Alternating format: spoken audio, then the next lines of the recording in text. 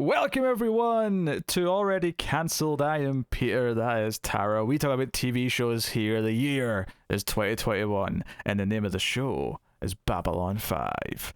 So, full spoilers for the episode, which is Season 3, Episode 10. It's called Severed Dreams.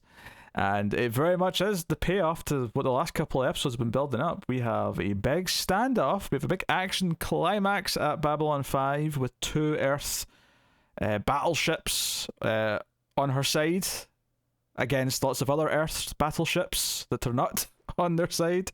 We have an Earth civil war. Do you know what's so funny? This is the weird thought that went through my head, is that I was, this is a civil war on Earth, and I thought, technically by the standards that we're talking about, every war we've ever had on Earth's a civil war.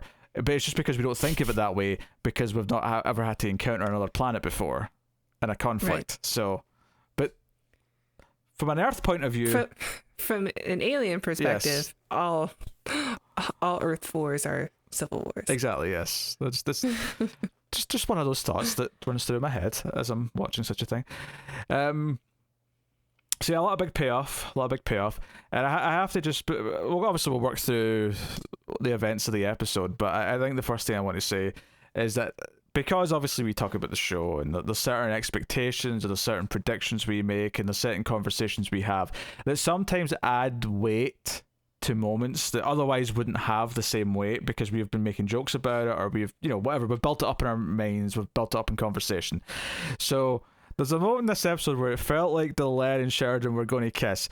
So when the hand went out for a handshake, when it went out for the handshake, I burst out laughing because I knew it was going to piss you off. You are correct. But then he kissed her hand, and I thought, oh, the roller coaster. It's a roller coaster of emotion. Yep, they weren't going to give me the freaking kiss. But there was lips on skin action. There was lips on skin action. So we're like 30% there. Yeah, there was also, when I saw your face on that screen, it was the happiest moment of my life. I was like, okay, it's gonna happen. Like, come on, we're building things up at this point. So, but let's rewind. Back to the start of the episode. This is a culmination of a lot of things, especially from the last 3 episodes. There's not a lot of Londo in this episode. He has one scene right at the start where he's basically complaining about the Narn being the security forces, and then the Narn security guy is like, oh, there's something not quite right with your ID badge. You're just going to have to wait until I let everyone else through. Shouldn't take any more than 2 or 3 hours. Yeah. Lana deserves it. He's a dick. Yeah, he's been a dick. I like the audacity of him, like, saying... I mean, this is only happening because Earth feels like they need to go at war with each other. Like, you asshole. Like, you caused a whole war. Yeah. So this cognitive dissonance is getting too much, Londo.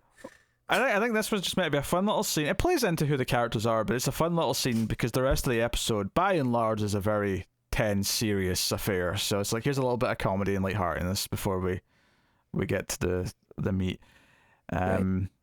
And then we cut to a ship, the Alexander, which was Haig's ship. Although Haig is, I have to admit, it is perfectly fine in the episode, but I did feel like, okay, I guess the actor was unavailable, so we had to kill him off before we see him again. Yeah, I guess so. So there's a little bit of that, but it's basically. I did read the trivia and it basically said that.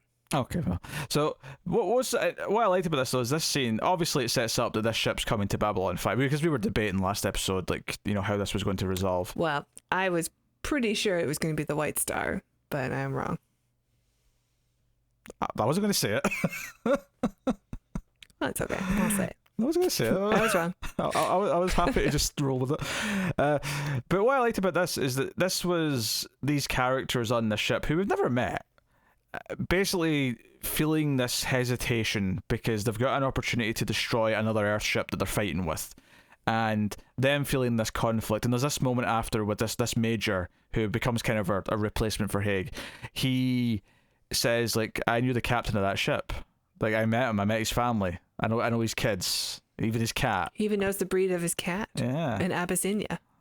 So it was just this kind of idea where, okay, what's smart about this? Obviously, it works on its own, but it sets up that every decision that Sheridan and Co are going to have to make for the rest of this episode is going to basically be this again. It's going to be them having to choose to fight other humans, to fight other Earth Force soldiers, and so really interesting stuff. Like really smart to set that basic, because in this little vacuum, it's just that the choice and that debate and those ideas. But then it's in your head for everything that the other characters are having to like decide later in the episode. So it's really smart to do that right away. But they come to Babylon 5, and Sheridan, even though they're not supposed to help these traitors, as far as, but they're like, no, right? Cut off all communication so no one can rat us out. Like no one can call home, and we are going to offer them aid. And he makes a speech to the command deck and has them all go. And do you know what I think they've pulled off here? Right, a little technique they've pulled off here, and it's not so much in this scene. It's more later when he says that they're going to fight, right, and they're going to fight back against other airships. But Bridge Boy, they have done something special and genius with Bridge Boy. Is that they've made Bridge Boy the stand-in to represent all of the crew that we don't know. Like, he's there to represent all the crew that never have lines, because if he accepts something, then they by default also accept it. So later in the episode, when Sheridan makes his speech and he says, anyone who wants to leave and not be a part of this can, you'll be free to go. And there's one guy that, walks out. But Ivanova turns round, and I love that Ivanova specifically does this because they had their conversation. She knows how he feels about the chain of command, and he might feel uncomfortable with this. She turns and says, are you okay with this? And he says, this is a shock and it's hard to kind of process, but yeah, I think I understand why we're doing this, and I think I'm on board. I thought, you know what? JMS, you sly little bitch. You set this up, and it means something in this moment when they're making these tough choices, that he is okay with this. That's good writing. That's good long-term storytelling. So, hats off. Yeah, I thought it was all right.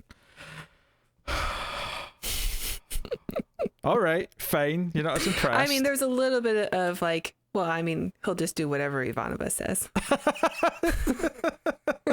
When I watched it, anyway. No. He's not in love with Ivanova. Okay, that's Cole. No, but he's afraid of her. Yeah, and that's right. I said Cole. His name is Cole, and I'll refer to him as Cole forever and ever and ever. The controversy in the comments because I call him Cole and not Marcus.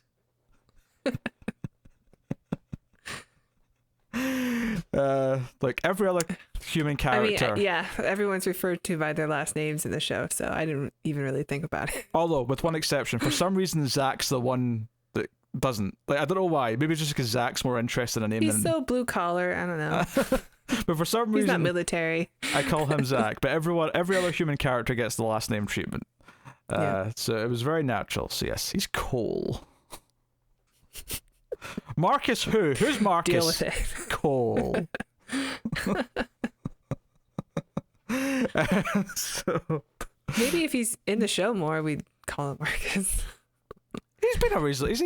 He's popped in and out. He's had like 3 episodes, I guess. A reasonable rate. We're only on episode 10. 1 and 3 is fine. Yeah, that's perfectly fine. He's already got a better rate than Pucci did last season. Ha! We'll see. Who knows what Cole's fate is going to be? He's lasting longer in the season. I'm putting my reputation on it. Well, he seems like somebody that JMS wanted to have on the show. That's usually a good start. Start for your longevity. Yes. So, but yeah, I wanted to mention the Bridge Boy thing because I thought it was good. And I also thought it was interesting as well, not just because it sells the seriousness of the moment, because everything with Ivanova and Bridge Boy has been nothing. Well, maybe outside of the actual conversation where he said that he follows a chain of command, which is maybe a bit more serious, but everything else with them has all been kind of comedy. It's all been little funny moments where he shows a glance or something. So her turning around and showing genuine concern for how he feels right now tells you that this moment is serious. It tells you the weight of everything that's going on. So also smart. Sure. But yeah, so obviously a lot of this is like, what are we going to do? Like, The actor who plays the Major, by the way, I recognized. Tara likes to call him that guy because you go, it's that guy. I know him from Time Cop. He is the police captain in Time Cop. I know him from Time Cop also. The movie is fantastic. He's from Time Cop, and no one else will tell me otherwise. He's from nothing else. Which isn't true, obviously. I mean, pretty sure he's been in everything. He's been in a few things. Yeah, he's one of those guys who got around. So successful working actor. So we have that. We have Delenn leaves to go and do other stuff, but she does have there's like a warning first. There's a Minbari who's injured, who's there, and she gets in Franklin to have a look at him. And can I just say, like, I know he's not officially part of the secret team yet, but Jakar already is showing his value. Like, they're like, oh, but like we can't even let the Narn know about him. How do we get him past the Narn? And Jakar, because like we don't even know which ones we can trust, and Jakar just steps out of the shadows. But I do. I will carry your injured Minbarian. Poor Jakar, still just sneaking around behind bushes and sneaking in shadows. This was all very lovable stuff, though. This was all because they were very thankful. He was like being heroic and saying, "I'll carry him as far as you need him to go." Like, I don't know. I think you can replace the Homer Simpson meme of him disappearing backwards into the bushes with Jakar. I'm okay with that. It'll make sense. I'm okay with that. I'm okay with him being stealthy. Yeah. This is all fine. So no, I dug this. I think that's because both Jakar and Londo have a moment early on, but they're not heavily featured for the rest of the episode. So it's like, okay, this is not about them this episode, but we get a good example of where they both are. Londo's being a dick, Jakar's trying to be a hero, and he's being good to the others, and he's going to be on their team, blah blah blah. But this is an episode that's about the Earth. We do get a lot of Narn though, a lot of noble Narn. Yeah, we get a lot of Narn red shirts, but we don't get like Jakar. So this Minbari tells them he's got a message, is that there's more Earth coming, but also more importantly that a lot of the non-allied worlds, the Rim, if you will, to use a Firefly phrase, they have started warring with each other, and it sounds like the shadows have been whispering in their ears, and they all believe they can't be defeated and part of the reason why they're so scared and were able to be manipulated is because they think that Centauri are going to like eventually take over everyone, which just immediately made me think that the shadows, like, they're using this whole like backing the Centauri to give them this like idea of so much power is to scare everyone else into more conflict so that they can then do whatever their ultimate plan is. It's not because they actually want Centauri to have this power and be this dominant force. Like, I feel like Centauri in the long run are probably just as doomed as everyone else at the hands of the shadows. I mean, look at what the shadows have done so far. They've caused civil war in Earth, and they've caused the war between the Narn and Centauri are moving on to other planets still, and they've caused the war class to rise up in the Minbari rankings, so that that's going to cause another. I think it's more that even this character says like the Centauri just don't want to get involved at this point because they think that's better. Since I don't really know why, but they said they just don't want to get involved in any of this. We don't really know yet. We don't really know necessarily if there's a shadow influence motivation in the Minbari side. We don't know what it is yet because we've not had that yet. Yeah, I mean, if it is, it's probably the guy with the spiky bones.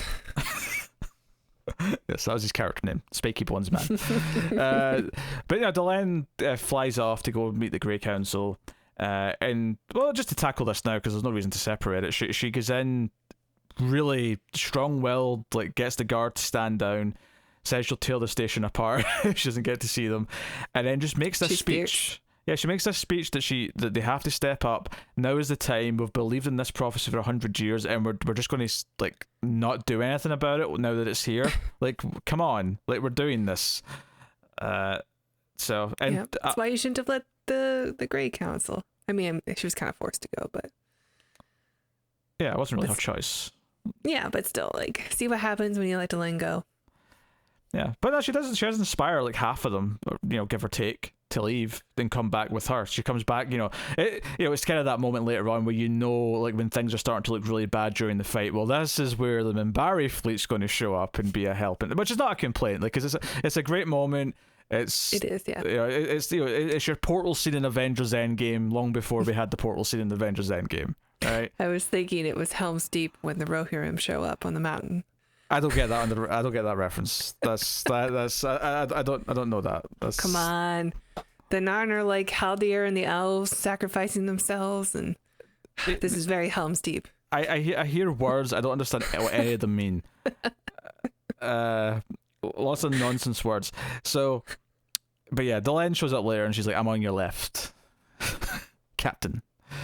Which, by the way, when she does come aboard after the conflict's all settled and the fight's over, the way she says, "Hello, John," like she's really getting used to that. She's really getting used to that first name basis. She looks good in this episode too. Just rocking it. I like that outfit. Yeah. The romance is blooming. Have no fear. But obviously the big thing, there's a great scene. Great conceptually, the acting's not amazing, but where ISN is taken off air and like they're straddling the line. It's referenced earlier on that they're kind of like they want to report more honest stuff and more stuff that makes President Clark look bad, but they know they'll get taken off the air. But it hits this boiling point where like the producer or whoever it is of the show just grabs the mic and says, "You know what? Screw this. The armed guards are coming. Like several of the colonies have already declared their independency." And this is happening, and there's been stuff over the past year that we've wanted to say but we couldn't. So here's what I can say now. And then they go off air, and there's like chaos happening. Obviously, they're being attacked. A piece of the set falls on that poor woman. And people are watching this. And I think what's good about these little moments is that conceptually they're really cool, but they work really well because everything's been like, we've been seeing ISN casually every so often for like 2.5 seasons. Like it's been a feature since early on.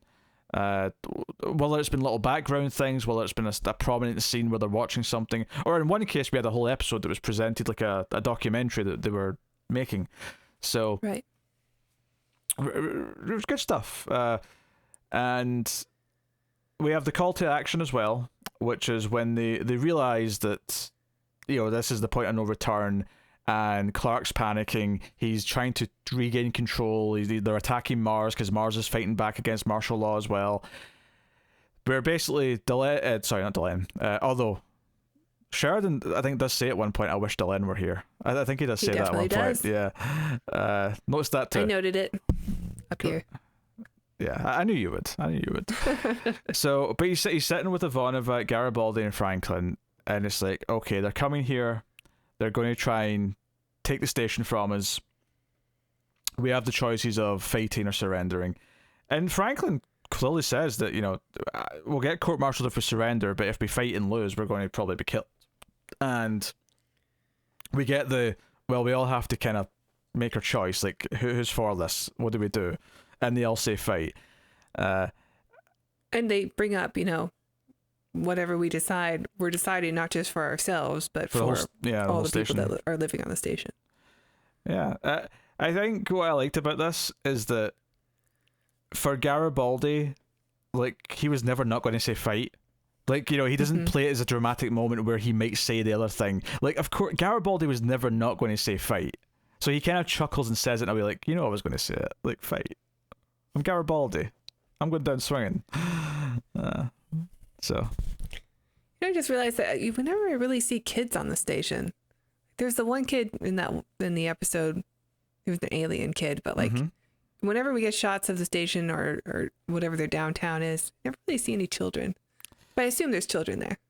I assume there is. Maybe you could argue that there's a lower percentage because of the type of place that it is. It's not, necessarily kid friendly.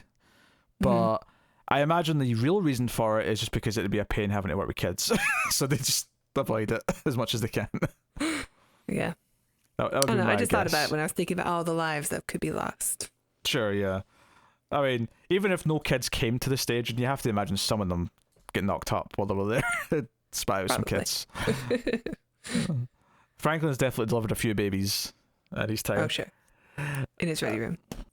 We have Sheridan making a speech and announcing this to the station. We get the fancy holograms that pop up for people around the station, letting them all know that he declares independency. He's like, no, we're independent. Until this issue is resolved on Earth, Babylon 5 is an independent state, and we will offer safe passage and things like that. I like that they used Drawl's technology with his permission, but like they have to make a comment. Like Ivanov is like, so should we just ask Drawl to like, protect our station also? And he's like, no. That's our ace in the hole. We're going to hold on to that for later. And it doesn't get used, even though it looks like they're going to die at one point. Well, to be fair, I would argue that maybe that's the point where he was about to probably make that choice. Like, because because they get to a point where they've been fighting for a bit, right? And there's like all the big fighting's going on. There's a really big sacrifice moment where, because there's the second Earthship that shows up, the Churchill. The captain of that is basically, okay, our ship's going down, so I'm just going to steer it into one of their ships and like take out one of theirs. Very effective. Does well. It also explains how they're going to staff a lot of the positions on the station that have been lost, maybe by people who are leaving because they're night watch, because they're taking on whoever survived from that ship. But basically, Bridge Boy says, Captain, it's a good job that fight ended when it did, because we are like, any more fighting in this station was probably going to go down. And then the jump gate opens up and like 3 more ships come out. It's like, oh shit. But then it's like, hey, there's more jump gates opening right above us. And Sheridan, like the look on his face says, oh, I think this is more. We're done. Yeah, this is more people against us. But it ends up being Delenn and the Minbari, and it's them saying, no, piss off. I have to imagine that if that was more enemies and this was like a last ditch effort, maybe that's the point he'd have said, all right, Dral, now's the time, buddy. if you can help us, if you can help us, now's the time. I mean, you can read it as a slightly contrived thing to explain why he's not in this fight, but like, yeah, I mean, especially because he's always watching, he's always there. I don't think, because like this, like that option has been set up and is always going to be there. And because, like, had he written it into the episode, they would have done it. So it's not like this doesn't feel like, oh, we couldn't get Haig's actor back, so we had to just sort of like switch to this other guy. This doesn't feel like that, where, oh, we couldn't get the actor, so we just can't use Dral this episode. It feels like, no, the Dral and the planet being used as a defense is going to be a big deal later at some point. So it's just not the time. So we're not doing that. Well, yeah, it definitely feels like that. It feels like, oh, we have this like Deus Ex Machina or whatever. Should we address it or use it? And like, well, we'll address it in some way, even though the way seems a little hand wavy to me. Oh, well, that's fair. I know. I agree with that, but I also kind of buy it, like from a tactical point of view. Also, Delenn's speech when she shows up, right? And she's like, okay, this is the Minbari fleet. We are protecting Babylon 5 and its allies. Piss off, basically. When they say, no, get out of her way, or whatever, she's like, look, last time I checked, only one human being has ever won a fight against a Minbari vessel, and he's behind me. So, like, even in that moment, she's putting over her new boyfriend. She's like, no, there's only one who can do it, and he's on our side now. So piss off. And they back down, like the scaredy cats that they are. Yeah, she was awesome.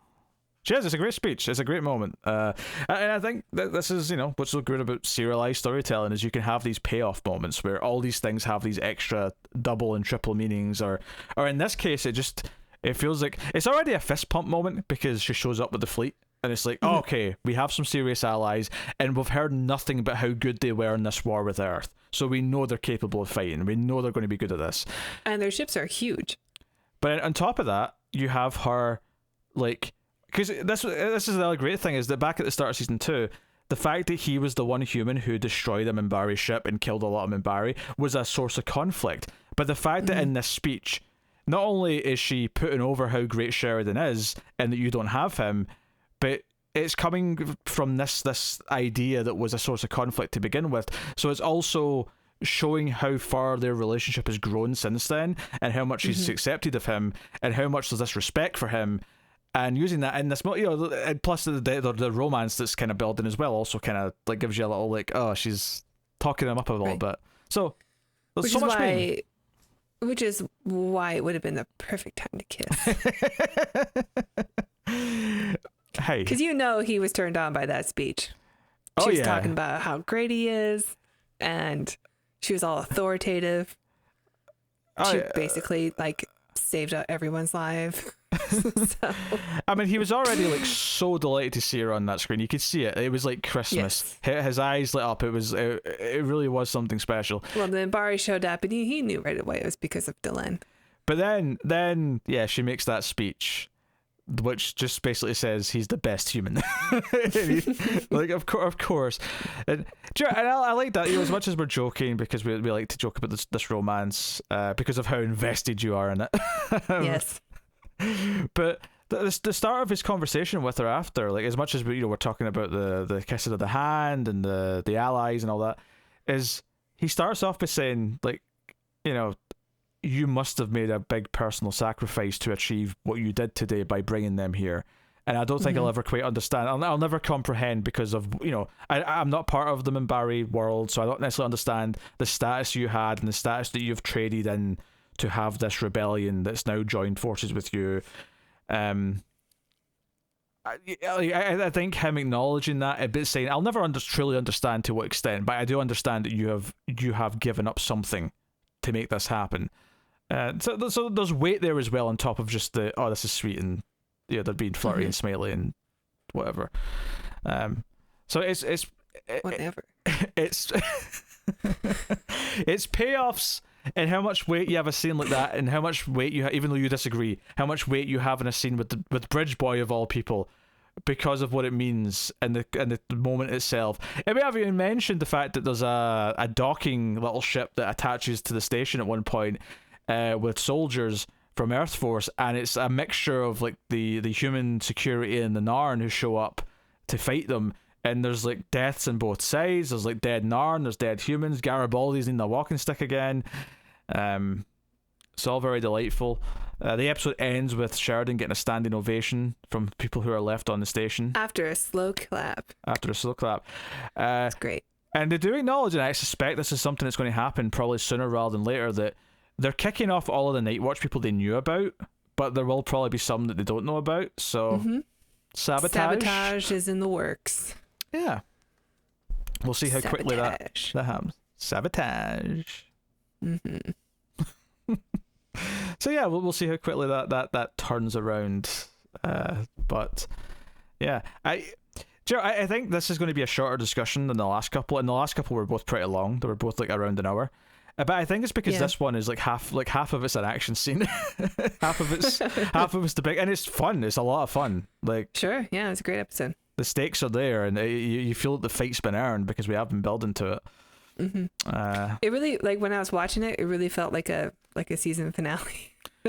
I wonder if this was a mid-season finale, because episode 10ish usually is around that time. So I wonder if there was a break between this. And even if there wasn't, like, it still makes sense in a long season like this to have a midpoint that feels... Right, and I think we talked about before how because each season begins in like January and ends in December, and it's like, oh, so is every like December must be like the most hated month on Babylon 5, because that's going to be when all the action and the big events happen in the season finale. But in this case, it's halfway through. Although I suspect we're going to get another conflict. Yeah, we definitely are. But maybe it'll be more Shadows related to the end of the season as opposed to this, which was more, Earth Force. But of all things, just to tack on to that point you just made, of all things that I'm going to kind of bring up in a positive way, because the show is terrible, right? Is Arrow. Arrow's a terrible show, but I'll give it credit. There was a joke like 5-6 seasons in, where in the season finale, like the city, like something was going down with the city's under siege, and that happened at the end of every single season. And when someone, like, when they're looking at the computers in the control center and they see that there's a problem and the city's in danger, someone says, "Oh, it must be May." And it may be the single best line that show ever had, because it really made me laugh, because it was every May, because it's season finale time. Look, the city's in danger. Right. Yeah. But yeah, so yeah, a lot of fun stuff. We didn't even mention Sheridan calling his father before, because he knows that may not be something he can do for a while. Or me die. Or he may die. Yeah, he may die. Yeah, it was a good conversation. He has it with Clinton Howard's father, which is very cool. Not Ron Howard's father. Clinton Howard's father. Clint Howard. Clint Howard's father. On this podcast is Clint Howard's father. Do you know what's so funny is that he looks so much like Ron Howard. So like Clint Howard does look so different. I mean, you can still see a little bit of him in there, but Ron and his father look like their father and son. Clint Howard's this weird offshoot. Clint Howard looks like a goblin. Do you know what? Clint Howard looks like their mum walked into a door when she was pregnant. Aw. I guess he kind of has like a shovel head. And I say that with love. Clint Howard's a gem. Like I mean, no ill will he's great. Yeah. against Clint Howard. Ron Howard makes some good movies, but Clint Howard is the real jewel of that family. I mean, he's Ice Cream Man, of course. That's right. Yeah. So I think he's in like every Star Trek series. Maybe not everyone. Well, you can get away with it when he's been a child. I'm surprised you didn't know the second in command on the what was the Alexander? Was that the other ship? The one that Major was on, Hague ship. The second in command was in Star Trek 3: Search for Spock. I didn't know. So I thought I'd mention. Didn't do my research. Apparently not. It's been a long time since I've watched that film. Yeah, I recognized him though. I remember Christopher Lloyd. That's about it. No, I recognized him though because he was Silas Stone in Doom Patrol. He was Cyborg's father. Okay. Very recently. So I sort of recognized him, but it took me because obviously he's like 25 years younger in this. So it was like it took me a second. I was like, you seem really familiar, but I'm not quite placing it. But I was like, oh, you're Cyborg's Is dad. it the same Cyborg that's in like the Justice League movies? Nah, different same actor. Same character? Well, it's same character, but different version. Oh. So. Well, Joe Martin's the father. In the movie, ones, yeah. Which is always going to be superior. Sorry. I mean, Doom Patrol's a much better show than those movies are, but I haven't watched it, but I'm sure that's true. But Joe Martin is also a treasure. Well, he's Miles Dyson. I can't. Yeah. Although, to be honest, my favorite Joe Martin role might actually be the fast-talking like police captain in Speed. Yeah. Because he just talks so quick. That was really fun. See some in the crazy but not stupid section. It's a Speed line for you. It's a very, very quotable movie. But no. No, but the sentiment which he may have brought before Sheridan, never start a fight but always be prepared to finish it. Which is a nice sentiment, but he gives him a nice speech and it's just a nice moment because his dad is very much like talking to his son like everything is fine, even though he knows, like, he watches the news and the fact that his son is calling him probably means something bad might happen, but he still has that attitude of it's always good to hear from you, son. He's given him the comfort and father vibe, even though it's maybe hard for him to pull it off in this moment. But just keep in mind though, it was only a couple of episodes ago that we heard the story of his dad spraying water on the roof to simulate rain so his son could sleep before an exam. So I think the show is definitely set up that his father's important to him.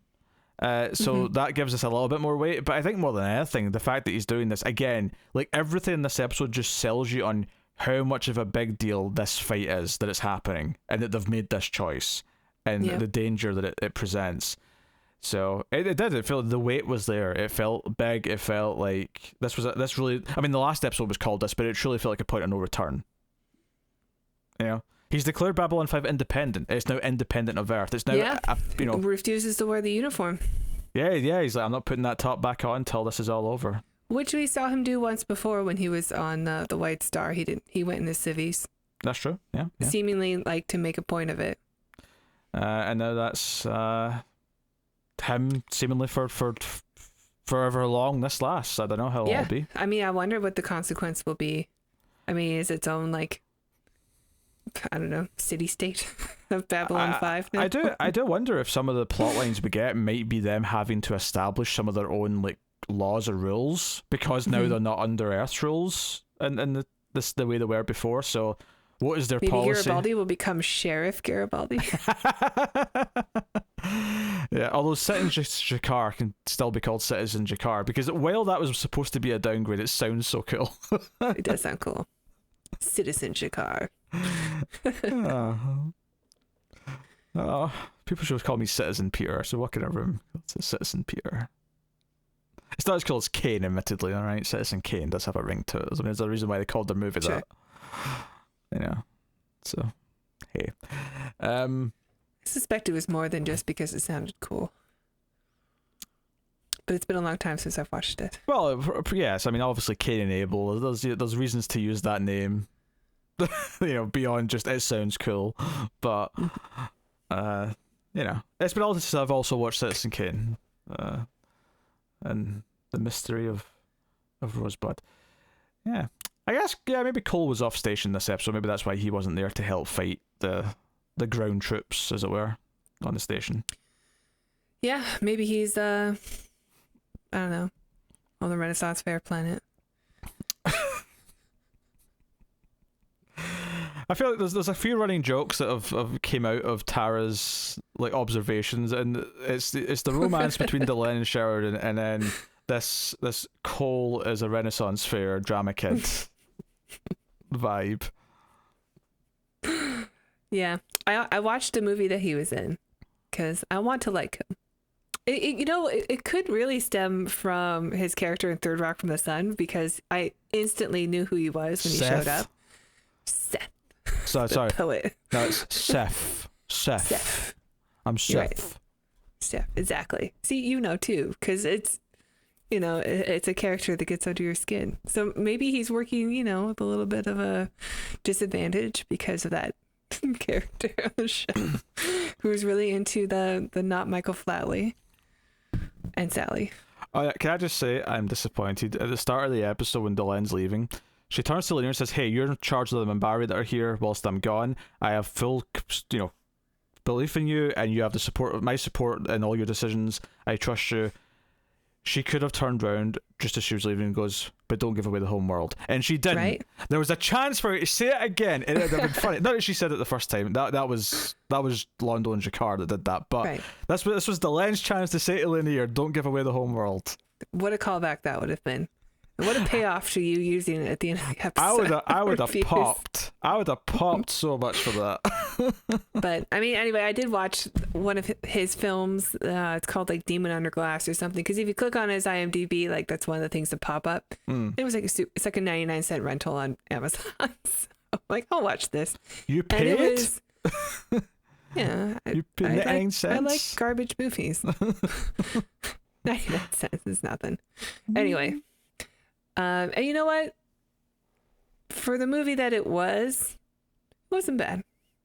So I kind of, maybe I'll like Marcus Cole. He played a decent vampire. What an endorsement. Yeah.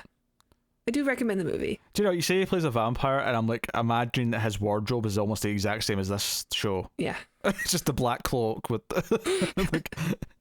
It's an interesting premise because it's someone like they capture a vampire, and it's being studied by I want to say some branch of the military that is super secret, and so they get like this doctor who's just like a general practitioner involved to do it, and they like sort of form a bond, him and the vampire, and it's an interesting perspective for a vampire movie because it's all done from this doctor who's trying to figure out how this vampirism works.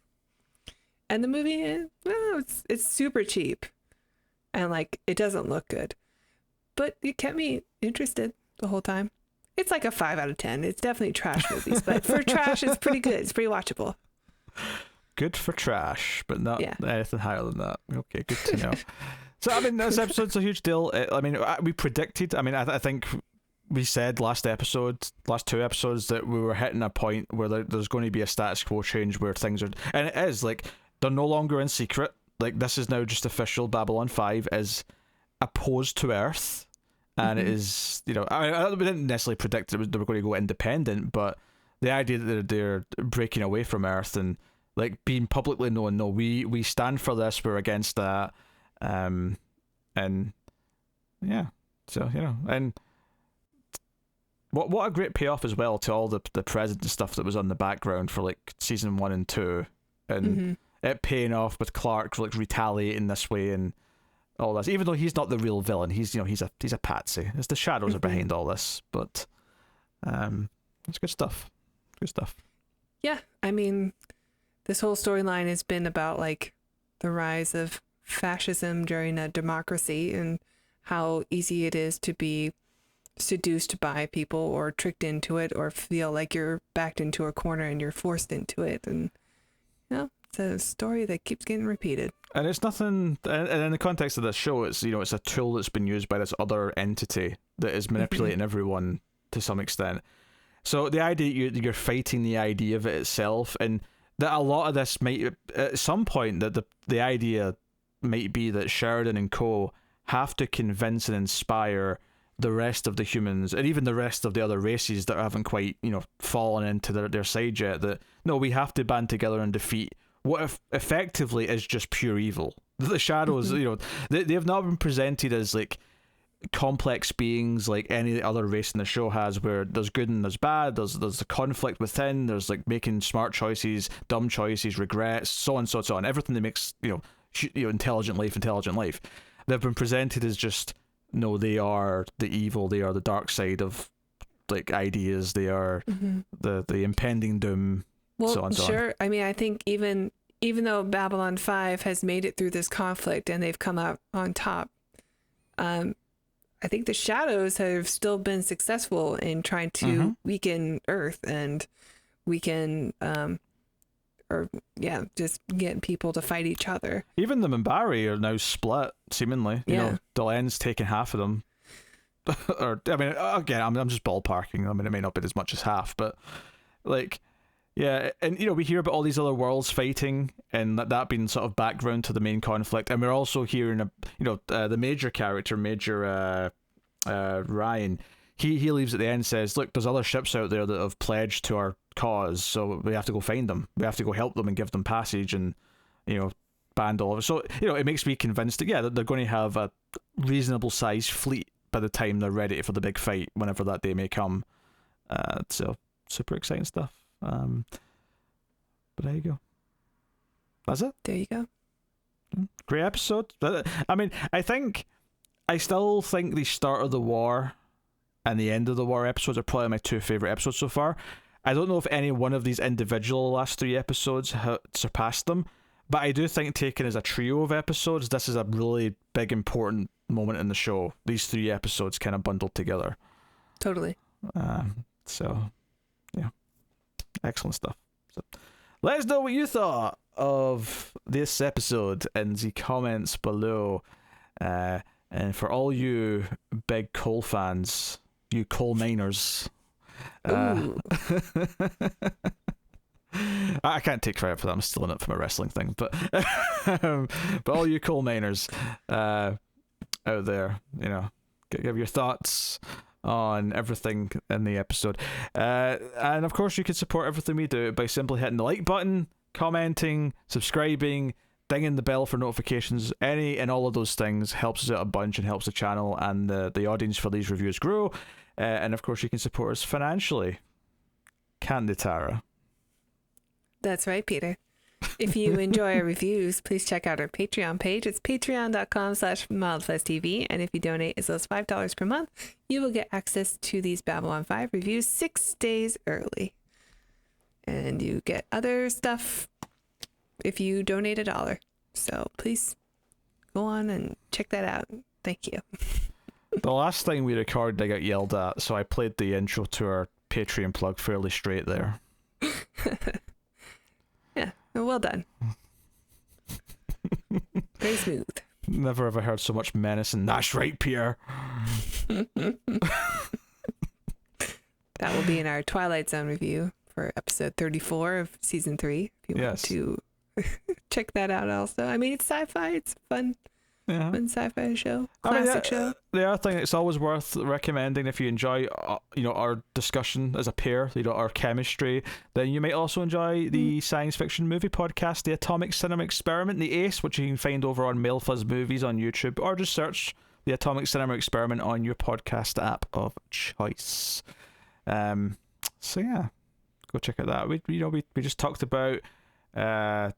Well, by the time this goes up, Predator 2 should be up. So, which is, by the way, a movie that we both think is highly underrated. So, it's all praise for Predator 2, baby. Right? Just get that in your system right now. Yes.